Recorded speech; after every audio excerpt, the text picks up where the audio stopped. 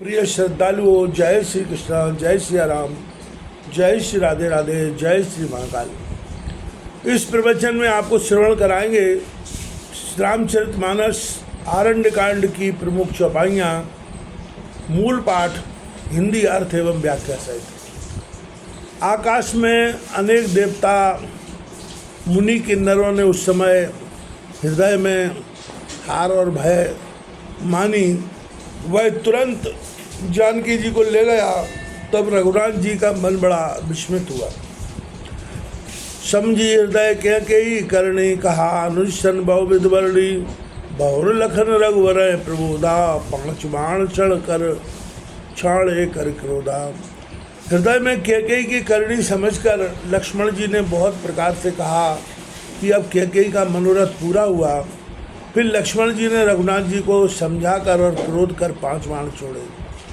भय क्रुद्ध लखन संधान शरधनु, मारते व्याकुल कियो, पुन उठे निश्चर राक्षसी, तय शूल लय धावत भयो। जनुकाल दंड कराल धावा, विकल सब खग मृग भये, तनु तान श्री रघुवंश मणि पुन, मार तनु जर जर किए। जब लक्ष्मण जी को क्रोध आ गया तो धनुष संधान कर बाण मारकर उसे व्याकुल कर दिया। तब वह राक्षस जानकी जी को रख और उठ त्रिशूल लेकर दौड़ा। उस समय ऐसा विदित हुआ मानो कराल कालदंड दौड़ा चला आता है। सब खग्र मृग व्याकुल हो गए। तब रघुनाथ जी ने धनुष बाण चढ़ाकर बाणों से मार मार करके जर्जर कर दिया। बहुर एक सर मारेऊ पराधरण दुर्मात, उठा प्रबल पुन गरजेऊ, चला जहाँ रघुनाथ। फिर एक बाण मारा कि जिसके लगने से पृथ्वी में माथा धुनकर विराट गिर पड़ा। फिर प्रबल होकर उठ गरजा और जहाँ रघुनाथ जी थे वहाँ चला। ऐसे कहत निशाचर धावा, अब नहीं बचरो तुम्हें मैं खावा।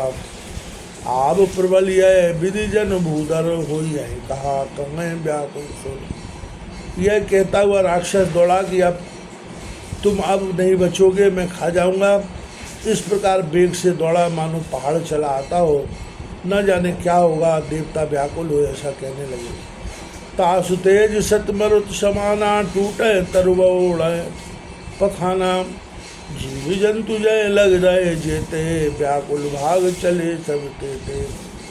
उसका तेज 100 पवन के समान था। बहुत से वृक्ष टूट गए, पत्थर उड़ने लगे। जितने जीव जंतु जहाँ तक रहते थे व्याकुल होकर भाग चले।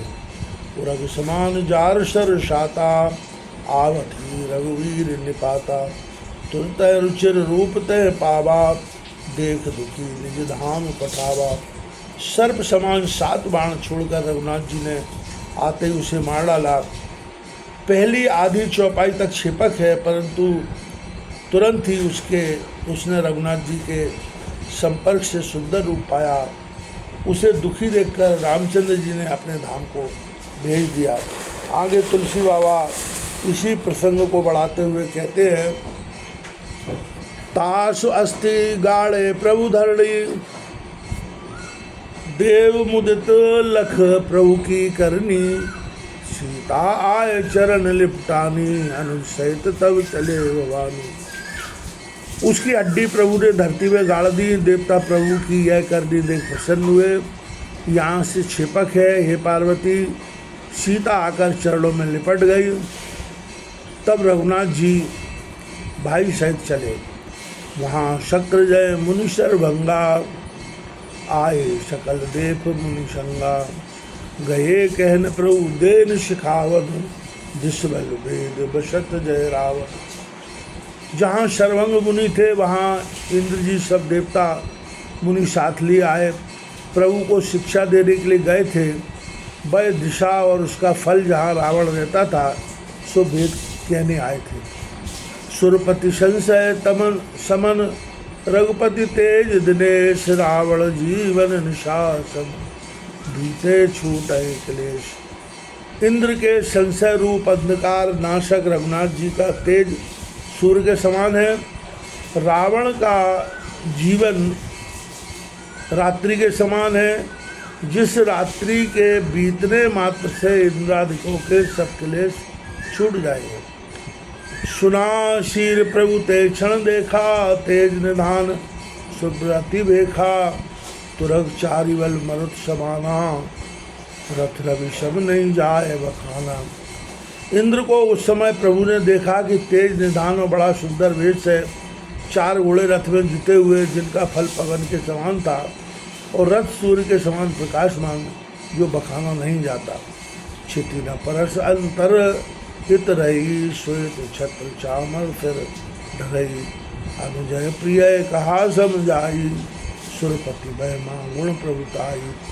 रथ पृथ्वी को स्पर्श नहीं करता किंतु अंतर्हित रहता है, श्वेत छत्र चबर सिर पर ढल रहा है।